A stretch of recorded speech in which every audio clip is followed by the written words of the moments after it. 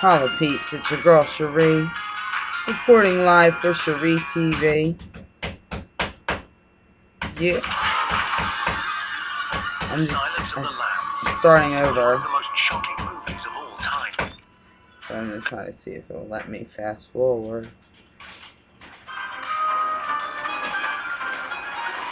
Starting over? Yeah. The Silence of the Lambs premiered in 1991. Starring Jodie Foster and Anthony Hopkins, it gripped audiences and won a string of awards for its terrifying portrayal of a female FBI Don't even try it. agent's search for a serial killer. I knew it was based But on actual sensational events, as it but seems, the story was actually I rooted never in saw real the life. movie, did you? Or the In 1980, documentary? its author, Thomas Harris, gained access to the FBI's new behavioral science unit in Virginia.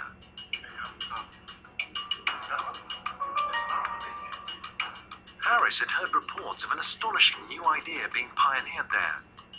One that promised to change forever ways of catching the most dangerous criminals. He was definitely interested in serial killers. He wanted to know the psychological makeup of these killers and really what their motivation was. That's the key thing. There's a killer loose in the Los Angeles area, or maybe more than one, raping and strangling young women. Law enforcement agencies have 30 detectives on the case, but the murder wave continues. In the 70s, U.S. homicide rates had doubled, and what terrified people the most was the emergence of a new type of killer. These serial killers murdered for their own gratification and would kill repeatedly until they were caught. The term serial killer was brand new. Bob Ressler and John Douglas, two members of the Behavioral Science Unit, originated that particular term, serial killer. And it caught on quickly. The agents told Thomas Harris that serial killers rarely had any prior connection to their victims and left few clues, making them notoriously hard to catch. The new approach, called criminal profiling, looked beyond conventional forensic evidence to unlock the minds of killers. Harris learned that the unit had just scored its first big success, helping police to solve a disturbing murder. Showed Harris the crime scene of Francine Elverson, per se, and how she was left in this horrific position, almost like a moth, the way she was spread out. Like a moth. October the 12th, 1979. That's deep. The body of 26-year-old Francine Elverson was discovered on the top floor of her apartment building. Dang. She'd been strangled, sexually assaulted, and mutilated. And words had been scrawled on her skin. The NYPD's best lead was a single pubic hair found on the body. Forensic tests revealed that it had come from a black person. But after a 6-month-long manhunt, the police investigation See, they can tell from the blood that it came from a black person. In desperation, just like I said on tonight's show, if I could do that. Of criminal profiling. Yeah. What was difficult was that we were not always accepted. You could be invited out on a case, but that doesn't mean that the detectives that you're going to be working with want you there.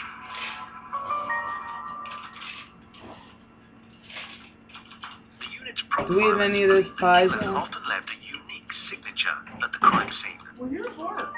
Using their psychological expertise, they can glean insights to the killer's identity that a traditional detective might overlook. No, we don't. Oh, you know what? Will you heat me up with sauce on To prove pretzel? to the police that the It idea only takes worked. 1 minute, babe. They came to Quantico, and we It's sat 1 at the minute. table, and they were presenting the facts, and it was an unbelievable case. Okay, yogurt. I was gonna ask you to get me an apple. John Douglas started to analyze An the apple would grisly be great. clues the killer had left behind. The killer took her earrings off and placed them in corners. The nipple was removed, and there were bite marks on the inner thigh. No. He left a piece of art for shock value. Thank you, my love muffin. Also working the case was profiler Roy Hazelwood. You know, that's what King Solomon. Yeah, I love those. Don't you love those? And you can use that big salt. believe that the Soft offender pretzels, may have known man. the victim but lived within close proximity. It should say it on the bag. Amount of time with the victim The in an minute. occupied building. So he had to be very familiar with the comings and goings of people there, as well as with the neighbors. Another clue led the team to deduce that the killer had acted on impulse when he attacked his victim. We said that because he didn't bring a weapon. He relied upon her purse strap to strangle her with. And the warped nature of the crime suggested the killer had been in the grip of a psychotic disorder. One of the things we said is he's probably institutionalized or has recently been released from an institution. Using their knowledge of criminal psychology to interpret these small but significant clues, the team was able to construct a distinctive offender profile. So we described an individual who would be living in this complex who had some There's nothing better than different types of apples. mental problems. Thank you, my love. That didn't fit. The single hair that had led police to seek a black killer. So I'm gonna eat this apple, and then I'm gonna eat a pie, and then I'm gonna eat a soft pretzel. I don't know about this hair, but this is the crime of a white man. The profiler's experience told them that sadistic sexual killers almost always choose their victims from within their own racial group. They told the NYPD they should be looking for a white man. When we gave the profile, they said that they had a suspect, but it couldn't You can use regular. in a mental institution at the time. We suggested they check the bite marks on the victim with the individual they suspected. I think a minute. Turned out there was a match. The profilers were right. The bite mark implicated a 30-year-old unemployed man whose father lived in Francine Elverson's apartment block. The NYPD had initially dismissed him because he was white. He had also claimed to be in a mental hospital at the time of the murder, but his alibi quickly fell apart. He was in a mental institution, literally walked away from the institution, came home because that's where he had lived with his father, committed the crime, and then went back to the institution. The killer was sentenced to life imprisonment.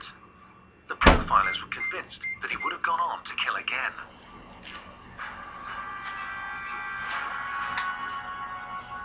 It later emerged that the hair found on Francine Elverson's body had been accidentally transferred from a contaminated body bag.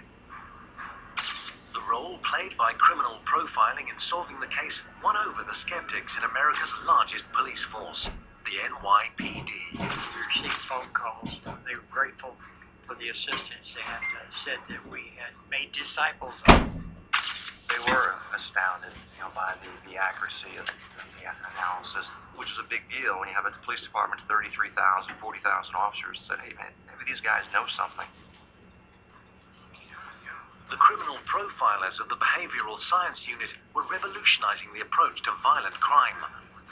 Thomas Harris's hit novel, Silence of the Lambs, would soon bring their work to a much wider audience. And his book's gripping plot would come straight from an audacious real-life initiative that sent profilers into the serial killer's sure is lab. tiring.